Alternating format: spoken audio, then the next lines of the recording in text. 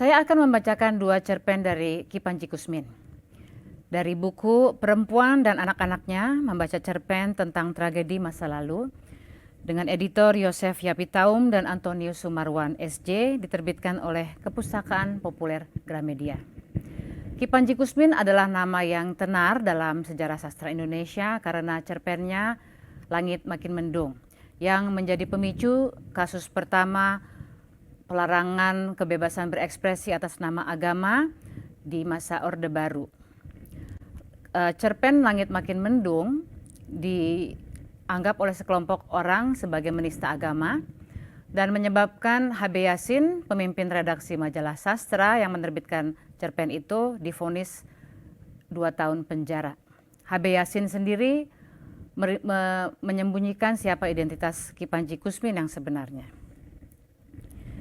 Ki Panji Kusmin adalah nama samaran. Ia lahir tahun 1940. Kusmin adalah nama ayahnya dan Panji nama neneknya. Sahabat-sahabatnya menyapa dia dengan nama Tono, dan ia memiliki sejarah agama yang kompleks. Ayahnya menikah lagi pada tahun 1946 dan ibu tirinya yang seorang Protestan menyekolahkan dia di sekolah Kristen di Malang. Ia kemudian pindah ke Yogyakarta dan sempat menjadi penganut Katolik. Ia bersekolah di SMA Canisius, Salatiga. Tapi ketika sedang bersekolah di sebuah sekolah Kristen di Semarang, ayahnya menikah lagi dan menyuruh kembali memeluk agama Islam. Ia kemudian melanjutkan kuliahnya di Akademi Pelayaran Nasional dan bekerja sebagai pegawai negeri sipil di Jakarta selama 6 tahun. 2 cerita pendek Ki Panji Kusmin yang akan saya bacakan ditulis pada tahun 1966 dan sangat dekat dengan peristiwa 65 yang menjadi tema buku ini dan peristiwa pembunuhan yang mengikuti kejadian G30S. Ki Panji Kusmin bukan bagian dari Partai Komunis. Ia bukan bagian dari kelompok yang diburu-buru dan di beberapa tempat cerpennya akan kelihatan mengulangi pandangan-pandangan atau mitos yang dinarasikan oleh Orde Baru. Meski demikian, cerpen ini kita sangat berharga untuk kita baca ulang karena dia ditulis sangat dekat dengan peristiwa tragedi yang terjadi pada tahun 65 dan 66.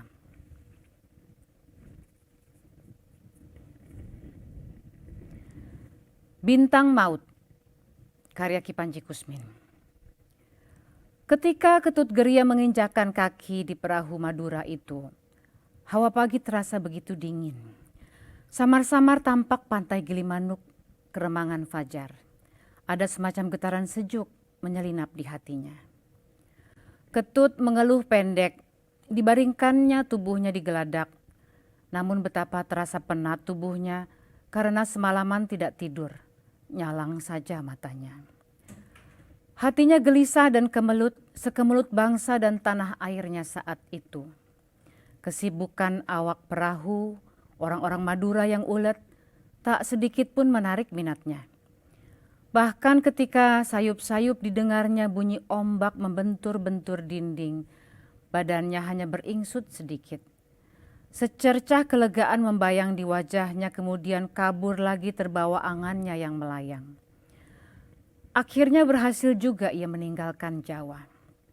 Pulau yang baru pertama kali ia kunjungi tapi merupakan tumpukan-tumpukan mimpi yang menakutkan sekaligus membanggakan hatinya. Dari Kongres CGMI di Jakarta dan gemblengan pidato yang berapi-api di Senayan, disusul oleh rapat-rapat rahasia dan latihan kemiliteran di Lubang Buaya, mencapai klimaksnya dengan upacara penyembelihan jenderal-jenderal. Sergapan pasukan RPK berhasil memusnahkan gerakannya. Tapi mujur, Ketut dapat lolos ke Jawa Tengah dengan jalan kaki berhari-hari. Mulailah babak kehidupannya sebagai orang buronan.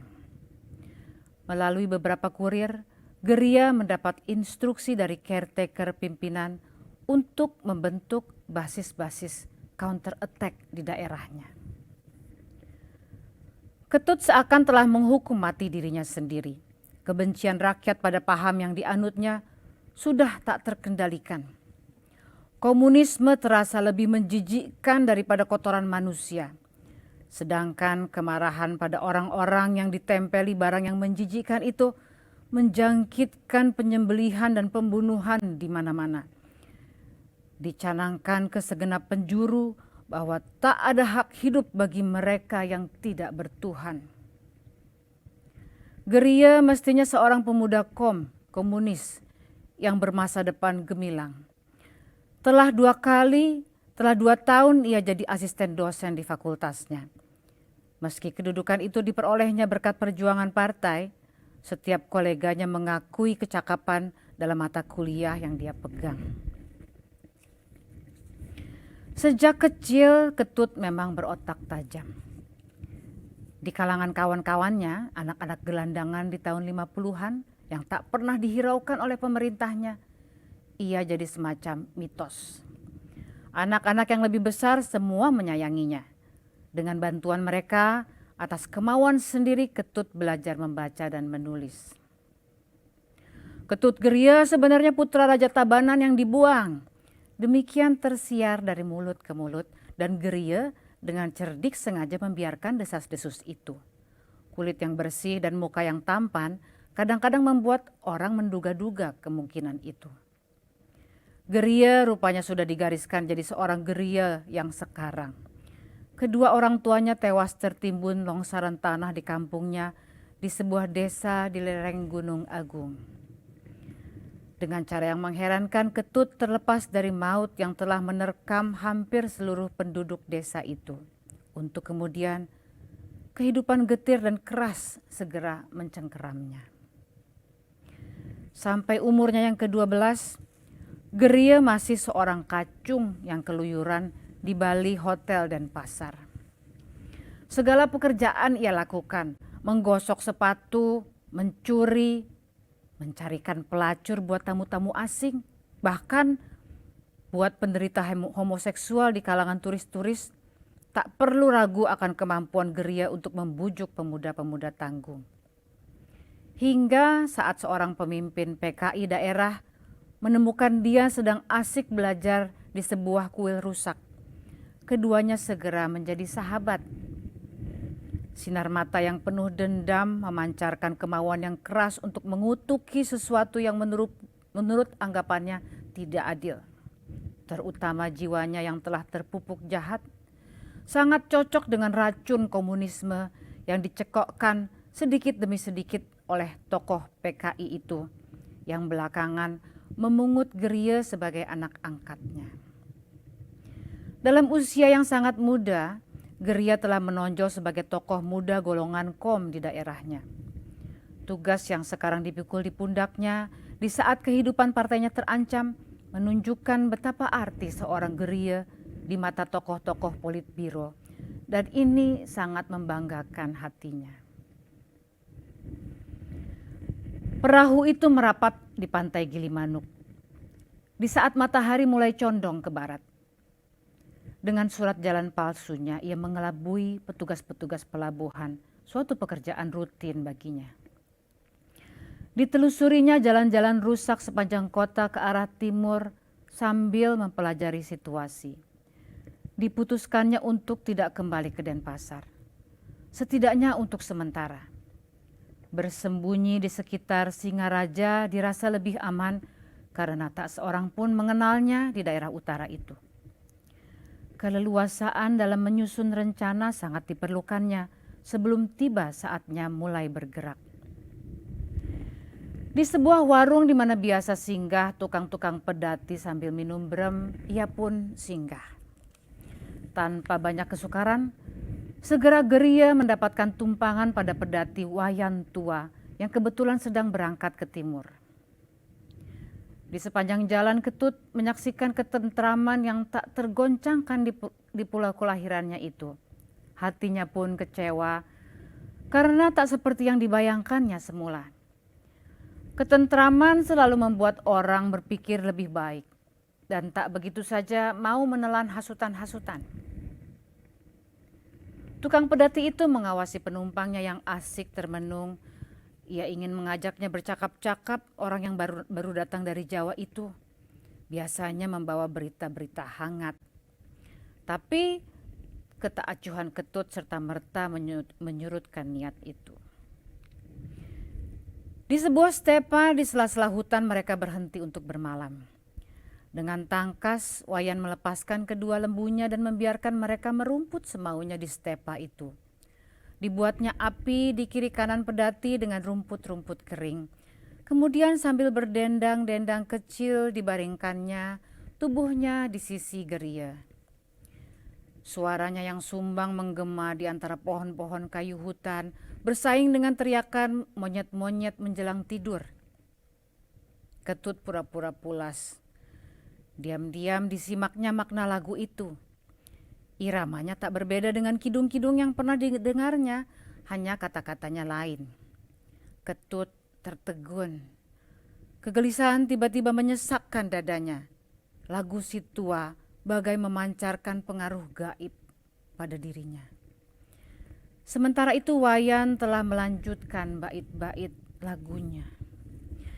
Terima kasih Yang Durga atas belas kasihanmu yang berkenan meredakan angkara di Yama. Pembawa api neraka di langit, ekornya menyerbar maut. Celaka yang melihatnya karena si Yama memberi amanat, bawalah secah sesaji ke istanaku, dendangkanlah tangis janda dan yatim piatu. Demi tahu Ketut tertarik pada tembangnya, tanpa diminta, tukang pedati pun bercerita. Seumur hidup belum pernah disaksikan kemurkaan rakyat Bali seperti terhadap orang-orang PKI pada peristiwa lalu. Orang yang dianggap merah banyak yang diculik malam-malam dan paginya ditemukan mayat-mayat yang sudah tak berkepala. Menyedihkan sekali, nak. Perempuan-perempuan tak terkecuali. Pada perempuan-perempuan Gerwani yang dikabarkan pernah dilatih di lubang buaya, rakyat tak memberi ampun lagi. Bapak pernah menjumpai mayat mereka di tepi sungai sebelah selatan Kuta. Ususnya berleleran, punggungnya penuh ukir-ukiran pisau. Tahu kau apa yang mereka lukis di punggung mayat itu? Seekor buaya yang sedang mengangakan moncongnya. Wayan menggeleng-gelengkan kepala sambil menghisap rokok nipahnya dalam-dalam. Dewata Maha Agung, sejak pasukan Baret Merah datang, keadaan kembali tentram dan tenang. Iya, pulau kita sedang mendapat hukuman dewa, nak. Bagaimana kabar di Jawa? Ketut menjawab sekedarnya lalu membisu, terbius oleh kengerian cerita yang baru didengarnya. Dibayangkan betapa nasib kawan-kawannya kini. Dan bagaimana puing-puing yang sudah rapuh dari tubuh partainya itu hendak dibangunnya kembali. Dikatupkannya gerahamnya kuat-kuat, dirasanya matanya sebak oleh air mata. Setan, mengapa aku jadi begini cengeng? Kutuknya dalam hati. Mungkin karena kebetulan perempuan-perempuan Gerwani yang diceritakan Wayan itu sebagian besar dia kenal. Setengah tahun yang lalu, kader-kader Gerwani itu terpaksa ia pulangkan ke rumah masing-masing. Keengganan mereka menyerahkan keperempuanan di malam-malam purnama, di lubang buaya, di saat-saat senggang sehabis latihan, dikategorikan sebagai belum revolusioner komplit karena terlalu terbelenggu oleh ikatan moral borjuis. Siapa di antara mereka itu yang masih hidup sekarang? Pertanyaan itu makin menambah kegundahan hatinya. Haruskah semua itu terjadi, Bapak? Tanyanya asal bertanya. Riwayat lama mungkin selalu berulang, nak. Puputan di Karangasem 60 tahun yang lalu didahului oleh tampaknya bintang berekor. Begitu juga waktu perang besar di Kelungkung. Pedanda-pedanda menyatakan bintang itu tanda keangkaraan Yama, dewa kematian orang berdosa. Kabarnya sebelum PKI berontak, Banyak orang telah melihat bintang maut itu. Percaya kau anak muda, nafsu membunuh akan meracuni jiwa mereka yang memandang bintang durjana itu. Mula-mula mereka merasa nyawanya sendiri terancam, lalu cenderung mendahului, membunuh daripada dibunuh oleh seterunya. Perangai berubah jadi buas dan kejam, mendendam, berprasangka dan curiga. Akibatnya darah mengalir tak kunjung habis sampai akhirnya ia pun terbunuh. Apa katamu, Nak? Ketut tidak menjawab. Dipaksanya bibirnya tersenyum agar tak tampak kesan mencemooh di hatinya. Terlintas sebuah pertanyaan. Mengapa bertepatan benar munculnya komet Ikeya Saki itu dengan kehancuran partainya? Ah ya, dalam Marxisme disinggung juga soal kebetulan yang harus dapat dibedakan dengan ketentuan sebuah hukum gerak dan kelanjutannya. Hati Ketut segera menjadi puas. Rapat-rapat diselimuti tubuhnya. Ingin ia tebus kekurangan tidurnya selama ini. Baru sebentar ia terlelap ketika sayup-sayup didengarnya rentetan tangis yang memilukan hatinya. Diikuti jeritan mengerikan susul menyusul. Ketut sangat takjub. Sumber suara itu berpindah-pindah di segenap penjuru langit. Makin terpukau ia, di langit hitam tampak cahaya jingga memanjang bagai naga raksasa. Api memijar di ekornya dan mara perlahan ke arahnya. Hiruk pikuk mereda ketika naga api itu berhenti di atas ubun-ubunnya. Samar-samar di kemilauan cahaya api berkelompok beratus, beribu orang dengan anggota tubuh tak lengkap bekas siksaan. Semua menatapnya dengan sayu. Banyak di antara mereka yang dikenalnya dengan baik. Pimpinan tertinggi partainya tampak berdiri dengan buah kepala yang hampir lepas. Ketut menggigil waktu bertemu pandang dengan beribu pasang mata yang bersinar. Ia lari tanpa arah, bagaikan anjing gila tersesat di kampung. Kepanikan membuatnya membabi buta. Dilukainya siapa-siapa yang berani menghalang di mukanya. Teriak kegeraman, tangis kanak-kanak dan gonggong anjing menambah keributan suasana. Obor dinyalakan di segenap penjuru desa dan tanda bahaya dipukul bertalu-talu. Kepekatan malam sangat menguntungkan perlariannya. Namun, ketujuh orang pengejarnya, anggota Hansip yang baru dilatih, telah bertekad menangkapnya hidup atau mati. Di luar batas desa, tiba-tiba Ketut sadar telah lari ke arah yang salah. Di depannya kini membentang sebuah jurang tempat binatang-binatang ternak dikorbankan di hari-hari raya. Tebing jurang itu sangat terjal dan bunyi langkah pengejar-pengejarnya semakin mendekat di belakangnya. Perlahan-lahan disusurinya tepi jurang itu. Sekilas timbul niatnya hendak menyerah. Tapi harapan hidup sangat tipis bila jatuh ke tangan orang-orang kampung yang dimabuk kemarahan itu. Dan sebetulnya apa guna hidup bila segala yang diangankannya telah lenyap jadi debu. Kekacauan dalam benaknya membuat ia hilang akal. Juga ketika tanah yang diinjaknya tiba-tiba longsor. Tanah itu gembur sekali.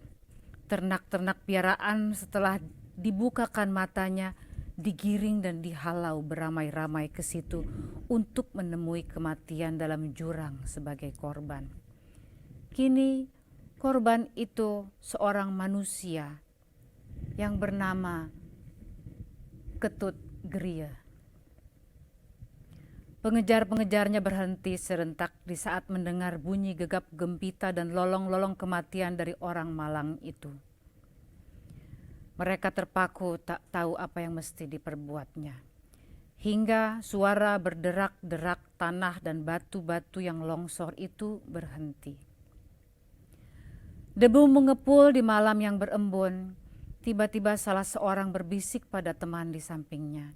Bisik berbisik merantai dan wajah-wajah itu membayangkan kecemasan. Bergegas mereka meninggalkan tempat itu. Tak seorang mau ketinggalan di belakang. Di hati masing-masing terkandung sebuah niat yang sama. Menyuruh istri-istri mereka mempersembahkan sesaji ke pura desa. Mohon ampun atas pelanggaran mereka menginjak sengkeran Hyang Siwa. Kebon Kosong 11 Maret 1966. Artinya persis dengan surat perintah 11 Maret 1966. Cerpen Bintang Maut terbit pertama kali di majalah Sastra November 1967. Domba Kain karya Ki Panji Kusmin. Karno bunuh diri dengan menembak kepalanya sendiri. Sedangkan luka Bupati Petrus ternyata tak begitu parah. Di rumah sakit sering ia berpikir tentang jiwa manusia. Alangkah murah dan gemar manusia mengorbankannya dengan sia-sia jiwa orang lain maupun punyanya sendiri. Teringat sebuah kisah perjanjian lama. Betapa sangat malang domba, korban persembahan Kain, putra Adam yang tertua dan jahat sifatnya. Domba itu mati ia jagal, ia sembelih dan hangus ia bakar untuk sia-sia. Karena korban persembahan itu ditolak mentah-mentah oleh Tuhan yang membenci kejahatan Kain. Manusia, semua keturunan si jahat Kain, suka sekali mengulang perbuatan kakek moyangnya. Karno hanya sebuah contoh yang senasib dengan si domba. Tangan-tangan manusia merampas darinya kewajaran, pegangan, tumpuan dan terang hidupnya. Anehnya, bila kemudian ia tak menghendaki hidup itu sendiri dan melepaskannya, anehkah itu? Sedih, namun semua itu tidak untuk apa-apa. Oh, domba Kain. Baru setengah bulan lalu, pagi itu Karno bangun terlambat, hingga tak didengarnya sirene pelabuhan mengaum. Selamat datang. Terbetik kabar dari mulut ke mulut. Kapal Kartika dan Mengkara yang bercat putih telah menjatuhkan jangkar di perairan Singapura. Juga mulut-mulut di perkampungan pulau kecil orang Bugis mengatakan begitu. Perkampungan di mana Karno bersembunyi sejak 7 bulan berselang. Hari-hari akhir patroli tentara Inggris Singapura agak mengendor. Penduduk Singapura sudah mulai bosan mendengar kata konfrontasi yang tak lebih dari sekadar macan kertas. Siangnya waktu Karno jalan-jalan di pantai sambil memandang kapal-kapal yang berlabuh berjajar-jajar, tiba-tiba ia tersentak. Sejenak ia tercenung oleh perasaan tak menentu. Bendera negaranya berkibar megah pada tiang agung kapal yang bercat putih. Bergegas ia pulang ke gubuk persembunyiannya. Oh, konfrontasi sudah selesai, nak, tegur Daeng Sambara di pintu masuk. Selesai? Selesai begitu saja? Tanyanya dalam hati. Percumalah segala pahit dan getir pengorbanannya selama ini. Tak dijawabnya teguran orang tua itu. Langsung ia masuk ke bilik dan merebahkan dirinya di balai-balai. Kemudian ia bangkit menatap bayangan mukanya di cermin. Separuhnya tampak memutih bekas terbakar. Dirabanya bagian itu perlahan dan tiba-tiba cermin itu ia campakkan. Hancur berkeping-keping di tanah. Di ambang pintu, Daeng menyaksikan semua dengan keprihatinan seorang tua. Karno yang malang, ia anggota pasukan komando yang diharuskan melepas tanda-tanda kesatuan untuk dapat diterjunkan di Sarawak dengan nama embel-embel gerilyawan setahun yang lalu. Pemerintahnya telah memutuskan membantu PGRS, itu gerombolan-gerombolan Cina-Cina komunis yang berambisi dan tak tahu diri, untuk bersama-sama menghancurkan Malaysia. Setelah berhari-hari menderita lapar di hutan lebat, terjadi kontak bersenjata dengan musuh yang jauh-jauh dicarinya, pasukan Raiders kerajaan Inggris. Tak ia ingat lagi betapa mulanya. Kepanikan menerpa dirinya begitu serangan udara Inggris melemparkan bom napalm di atas persembunyiannya. Terpisahlah ia dari pasukan di semarak api hutan terbakar yang mengepungnya. Ketika sadar, ia telah terbaring dengan luka-luka bakar hampir di seluruh tubuhnya. Pedih dan nyeri terasa menggigit-gigit sampai ke sumsum tulang. Belakangan Karno tahu dirinya berada di tahanan kamp konsentrasi sebelah utara kota Kuching. Penjagalan pun dimulai. Keturunan Kain, serdadu Gurkha yang ganas, mengikuti jejak moyangnya, domba penuh borok membusuk yang dikorbankan bagi Tuhannya. Dan kini Tuhan mereka adalah nafsu sadis untuk menyiksa orang yang tak berdaya.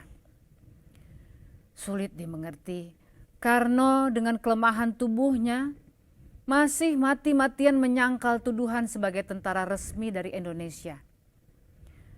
Keingkaran mana memberi peluang penyiksa-penyiksa bertindak sangat keji. Dengan kedua kaki terikat, mereka menerbangkannya dengan helikopter sementara kepala orang malang itu terayun-ayun di udara. Setiap babak kebiadaban itu ditunda buat hari berikutnya. Karno dapat menonton hiburan khusus di mana kawan-kawan yang masih sehat disaturagai lewat lubang dubur oleh Gurkha-Gurkha itu. Mendadak terdengar kabar akan ada ceasefire, gencatan senjata. Keadaan kamp jadi berubah. Gurkha-Gurkha sekonyong-konyong jadi manusia paling ramah di dunia. Kerja paksa membuat lapangan darurat dihentikan. Pekik orang yang disiksa tak terdengar lagi. Mereka tinggal menunggu dengan damba terciptanya kedamaian. Hanya Cina-Cina komunis yang berharap lain dan berusaha menyabotnya. Karno sudah lumpuh sama sekali.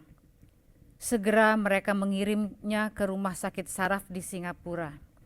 Perawatan sempurna mendorong kesembuhan berangsur pulih, namun kebenciannya pada Nekolim, makhluk-makhluk buas yang membuat mukanya cacat, tetap membakar hati.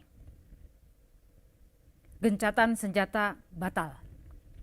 Malam itu, sehari sebelum dikirim kembali ke Sarawak, ia mencekik mati penjaganya. Dengan nekat ia menerjuni pantai curam belakang rumah sakit untuk meloloskan diri. Arus serat Singapura segera menghanyutkannya ke arah barat.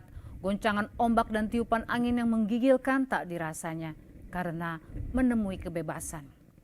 Berenang ia tanpa menghiraukan tujuan. Lebih baik mati tenggelam daripada tertangkap lagi.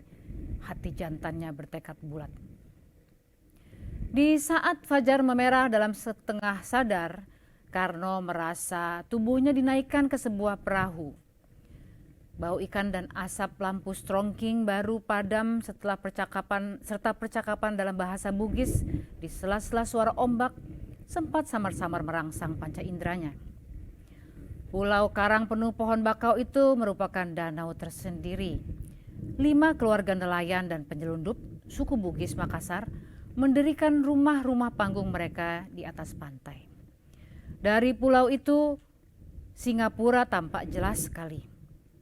Meski nenek moyang mereka bermukim di pulau-pulau karang itu sejak ratusan tahun, tak pernah sekejap mereka lupakan diri sebagai orang Indonesia.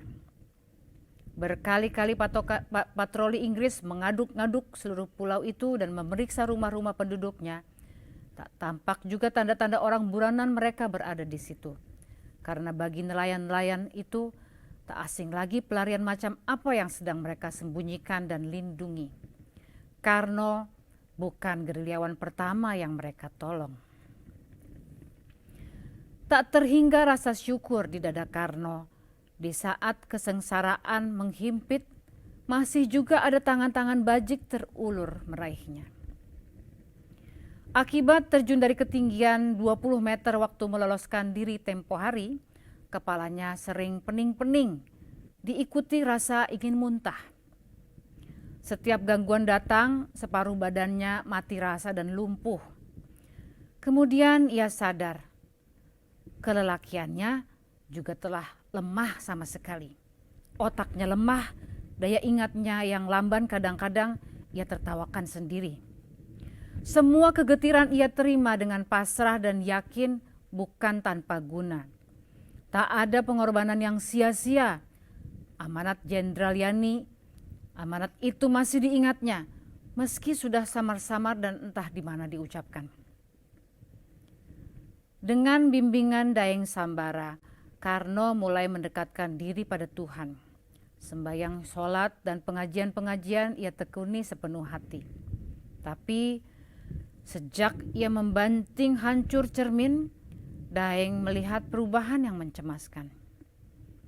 Gejala-gejala lumpuh mendadak lenyap dan timbul kecenderungan memencilkan diri dan acuh pada sekeliling. Konfrontasi terakhir tak seperti yang dia harapkan. Janji pemimpin besar untuk mengerahkan 21 juta sukarelawan ke Malaysia tinggal omong kosong yang menggelikan.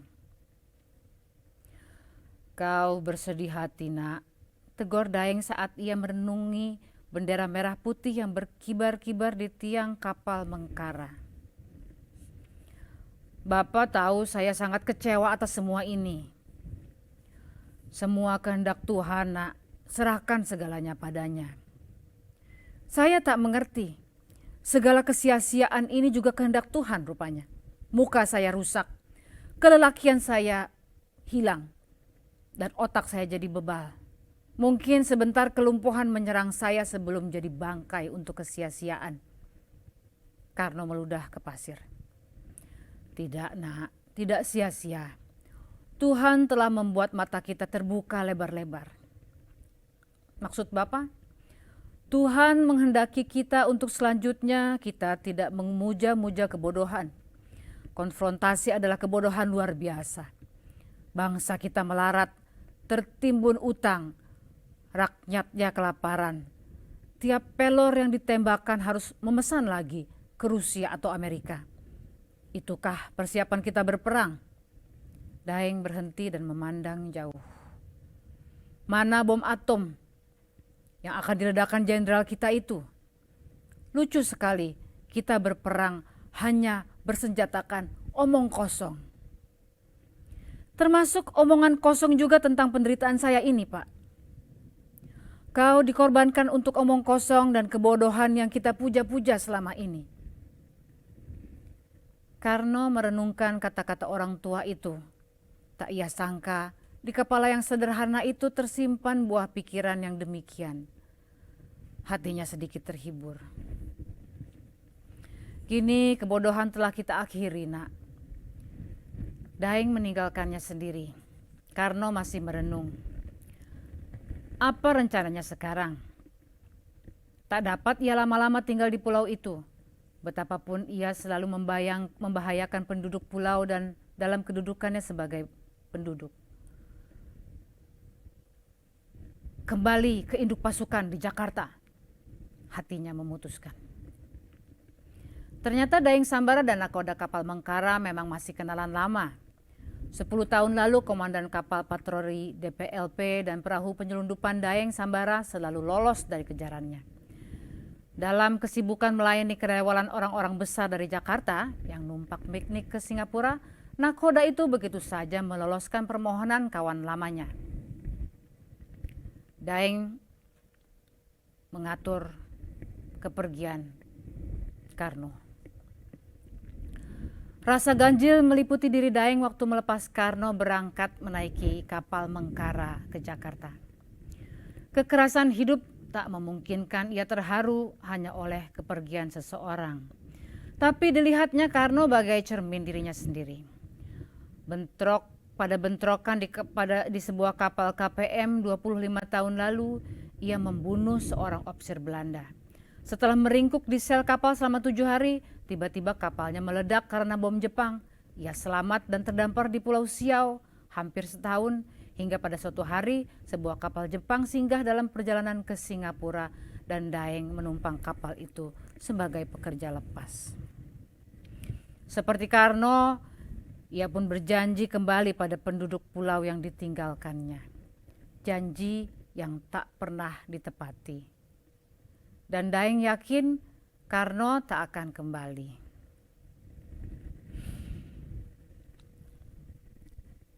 Di senja hari, 3 hari kemudian, kapal Mengkara masuk ke Koja Kanal, pintu keluar pelabuhan Tanjung Priok yang paling aman.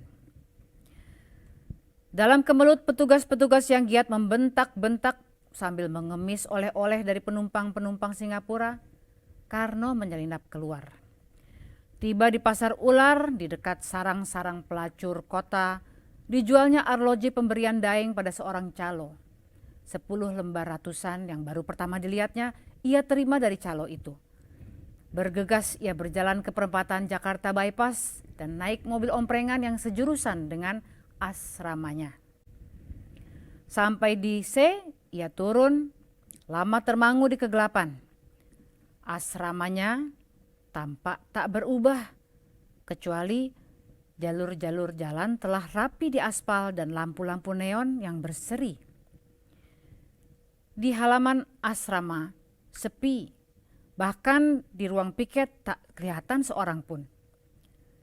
Terdengar langkah orang mendekat. Cepat ia bersembunyi. Seorang perempuan sedang hamil muda lewat. Ia kenal perempuan itu.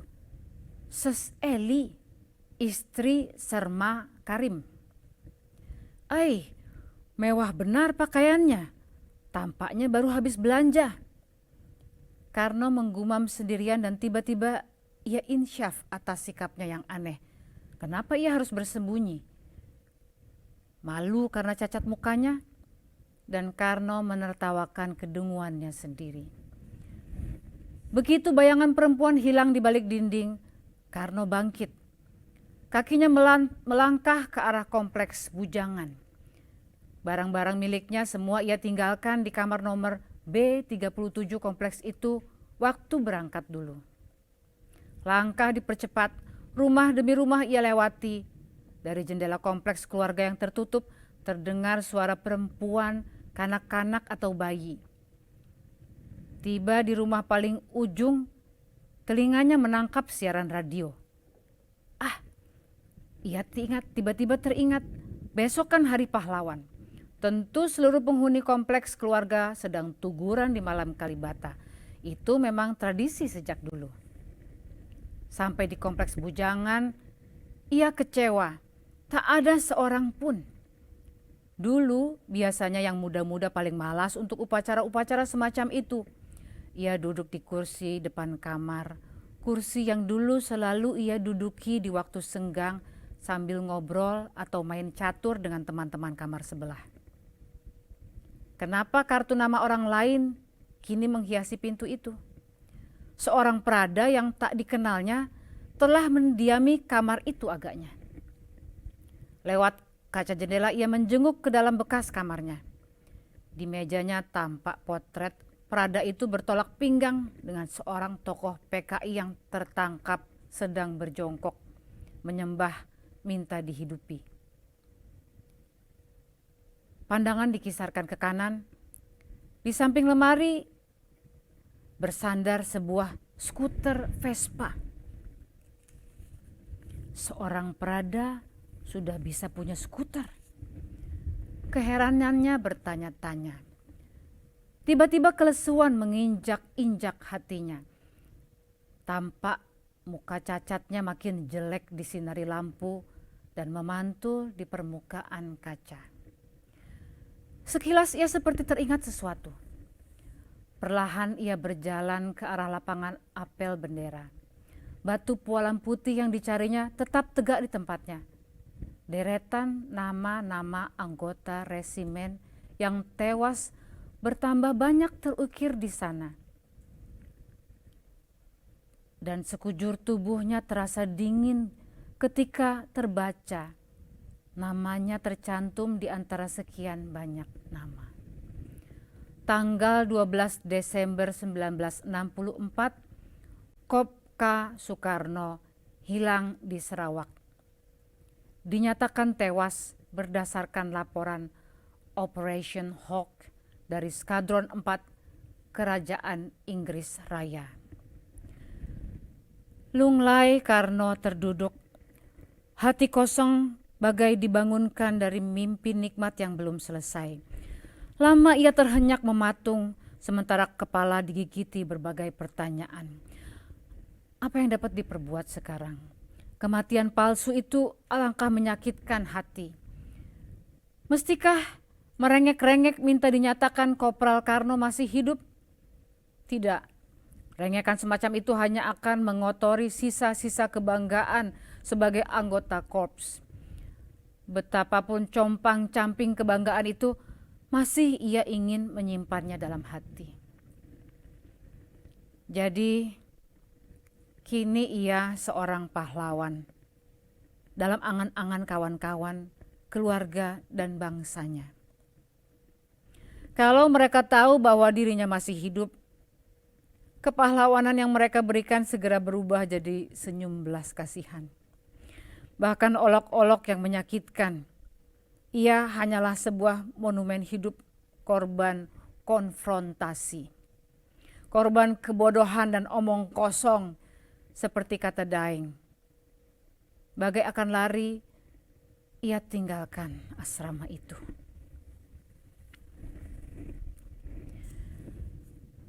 Diterik matahari 3 hari kemudian. Di ruang kantor Dandim Kota P, Mayor Suyatman sedang menerima Bupati Pit Sujono SH. Pit sedang memprotes sikap masa bodoh tentara atas sepak terjang segolongan orang yang mencatut nama rakyat dalam menganiaya orang komunis. Komandan Kodim Dandim dengan sabar minta pengertian karena tindakan orang-orang itu. Dapat dimengertilah, katanya dengan bergurau. Ia didampingi kepala stafnya yang baru, Letnan Bustomi, serta Tiwi. Sekretaris cantik itu sedang mencatat notulen pembicaraan. Ketika Karno tiba-tiba menerobos masuk sambil menodongkan sebuah Tommy gun. Serentak mereka berdiri. Bau minuman keras cepat memenuhi ruangan, menyadarkan mereka betapa renggutan maut dapat diterbarkan oleh orang mabok itu setiap saat. "Mana komandan?" bentaknya garang. Ketangkasan gerak merebut posisi mematikan lawan menakjubi Bustomi. Mata liar itu menatap tajam pada Suyatman. "Kamu ya? Kamu biarkan saja bajingan-bajingan itu membunuh keluargaku, Saudara siapa dan dari kesatuan mana?" Mayor menjawab dingin tanpa gentar. "Buat apa tanya-tanya? Akan kubunuh kamu semua, tahu?" Tommy gun pun mengarah tepat ke dada Suyatman. Seringai kejam menghiasi muka cacatnya. Kawat-kawat tegang begitu cepat meliliti hati mereka, tak seorang pun mampu buka suara. "Aku mau menjeblokkan kepala serdadu goblok ini." Yang lain diam dan tetap berdiri di tempat. Karno mendekati mayor itu, di tangan kiri sebuah pisau komando penuh darah ditekankan perlahan ke dada Dandim. "Coba dijawab, kenapa kau biarkan ayah dan adik-adikku mati disembelih di wilayahmu ini? Ayo bicara, bangsat." Hardiknya mendengung di ruangan. Bupati Pit tiba-tiba tergoncang. Isi perut bagai tercubit demi mengenal kembali orang muda yang sedang ngamuk itu. Nada suaranya ia kenal betul. Karno, kaukah ini nak? Mustahil sudah lupa dengan Om Pit. Pit maju mendekat dan surut kembali ketika Karno malah membentak. Mundur, persetan dengan segala Om Pit. Kembali pada Suyatman. Ayo dijawab setan, atau pisau ini membuatmu tidak bisa ngomong. Pisau kembali ia simpan di pinggang. Ku beri waktu 5 menit, aku betul-betul ingin tahu, Komandan, apa alasanmu membiarkan segala kebiadaban itu terjadi? Sunyi seolah tak ada orang di dalam ruangan. Angin meniup dan potlot di meja komandan jatuh di lantai. Bustomi melirik ke arah laci tempat pistolnya tersimpan, tapi kesangsian akan kecepatan dan ketepatan menembak sudah menebal sejak memegang staf pada dirinya. Tak dapat ia berbuat lain kecuali berdoa. Suyatman seorang penganut Mbah Suro. Dalam keadaan genting ia tetap tenang dan yakin orang mabuk itu akan takluk oleh ketenangannya. Kenapa diam saja, hei komandan? Karno meluap merasa dianggap sepi. Karno, kau habis minum ya? Pit membujuk separuh mengangkat-ngangkat. Habis berapa botol tadi? Lain kali Om diajak biar kita bertanding, setuju kan? Sekarang kau mau cuci muka dulu? Tidur bareng sebentar, nanti bicara lagi, oke? Tidak, aku tidak mabuk. Paling-paling pusing sedikit. Karno memiringkan kepalanya, mata liar itu sebentar redup. Bupati, kamu dulu tetangga baik keluargaku. Tak kusangka kau akan memihak bajingan-bajingan itu. Jadi kau pun bangsat. Kau pasti dengar pekik lolong mereka waktu dibunuh. Bagaimana? Merdu sekali di telingamu? Pit menggelengkan kepala. Om juga sangat sedih atas kejadian itu, nak. Ditatapnya Karno penuh belas kasih dan sesal. Waktu itu aku sedang keluar kota. Tak mungkin bagiku dapat mencegah orang-orang gila itu berbuat kejam. Ya, kita masih dalam revolusi, nak. Revolusi selalu minta pengorbanan. Revolusi tai kucing. Hanya orang goblok yang bicara revolusi di suasana biadab kota ini. Karno meradang dan Pit sadar telah salah siasat. Karno, kau tentu masih ingat Wiwit, si kecil gendut yang nakal dulu. Ia tertawa memanja dan mengais-ngais sisa keakraban masa lalu, mengharap kemukaan Karno mereda. Tapi Karno tampak tak tersentuh hatinya. Letnan Bustomi menginginkan main ulur waktu dapat dipertahan lama. Kegelisahan begitu mencekiknya. Regu piket hari itu orang-orang muslim semua. Tugas komandan piket berada di tangannya sementara Pelda Ahmad dan regunya pergi Jumatan. Hanya seorang hansip ditugaskan mengisi buku jaga di ruang piket. Mengingat pisau penuh darah tadi, teringat olehnya bagaimana nasib orang itu. Mengapa tak sempat berteriak andai kata Karno telah menyerangnya. Pengaruh alkohol di kepala Karno agaknya telah menyurut. Tinggal endapan kesedihan mengkristal menggores-gores hatinya. Tak usah coba-coba membujuk Om. Aku bukan prajurit penurut seperti dulu yang patuh dengan nasihat-nasihat omong kosong darimu. Kekejaman serdadu Inggris telah membuatku lain, ia menunjuk mukanya sendiri. Tapi kebiadaban orang sini tak kurang buasnya dengan mereka. Dan kalian manusia-manusia munafik yang bersorak melihat kemalangan orang lain. Ia berhenti sejenak, ditantangnya muka-muka mematung dalam ruangan itu. Aku sangat gembira waktu menginjakan kaki di kota ini. Kukira kedamaian hati akan kutemui setelah kesengsaraan dan kekecewaan mendera diriku. Ya, kota ini kukenal sangat halus sepak terjang orangnya. Terbayang sambutan hangat adik-adik dan orang tuaku.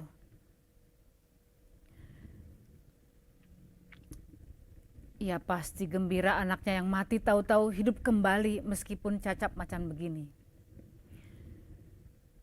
Tapi tiba-tiba histeri mencekap jiwanya. Ia tersenduh putus asa.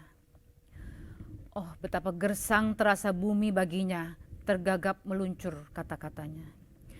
Ternyata kota neraka yang kutemui di sini. Keluargaku habis terbunuh.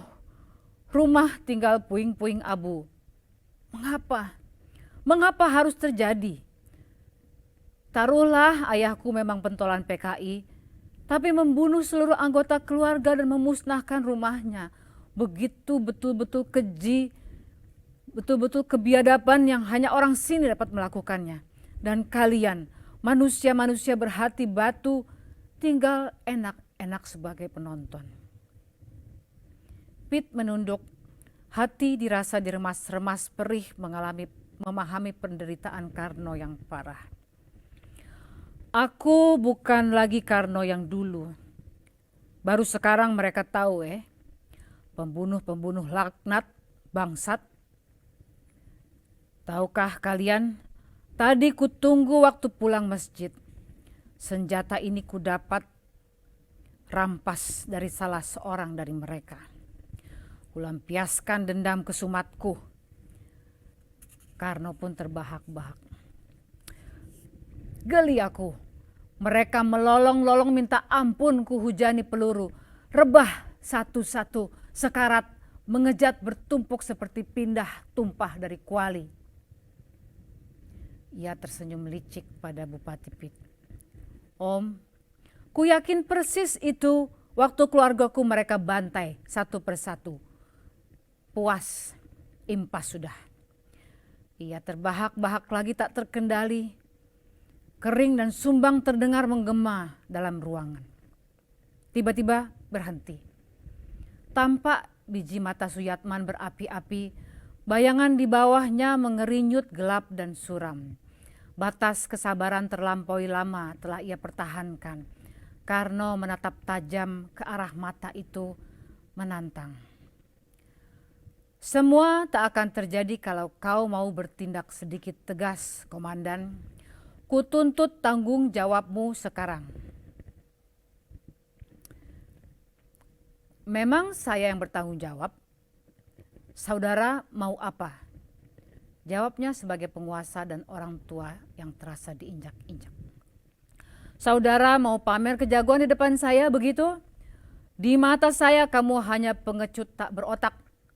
Ayo, tembak saja. Tunggu apa lagi? Mayor itu mengejek. Mengancam orang tak bersenjata itu perbuatan bandit atau garong. Karno bimbang. Namun dalam kemarahan dan kebingungannya, ia telah membidik Suyatman. Hening. Semua terpaku tegang di samping kagum pada ketenangan mayor tua itu menghadapi maut. Bustomi sudah siap-siap membuat gerakan bunuh diri ketika Pit menghardik. Karno! Ketegangan sedikit kendor, tapi Karno seperti tak mendengar. Ya Allah, sudahlah nak. Suara Pit berubah menghimbau. Ingatlah pada Tuhan.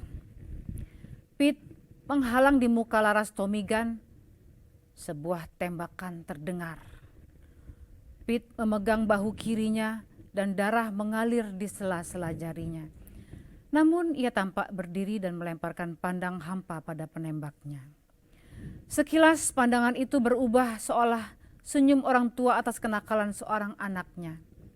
Sementara perhatian yang hadir terarah pada Pit, rasa sesal tiba-tiba menyusupi segenap urat-urat di tubuh Karno. Betapa banyak ia telah membunuh. 30 orang yang baru pulang sembayang itu dan anggota Hansip di ruang piket. Sekarang Bupati Pit, orang tua yang ia hormati selama ini. Mengendap sebuah tanya, apa salah mereka? Ingin ia menangis tapi hanya terdengar sedu-sedan gagal menyekat kerongkongannya. Untuk kemudian berubah jadi semacam bahaknya orang tak waras. Karno lari keluar, terdengar tembakan-tembakan. Mereka belum sadar akan apa yang terjadi ketika mendadak Pit roboh terkulai di lantai bersama bunyi gemeretak kursi yang tersentuh tubuhnya. Kebun Kosong Hari Pahlawan 1966. Cerpen Domba Kain terbit pertama kali pada majalah Sastra Mei 1968.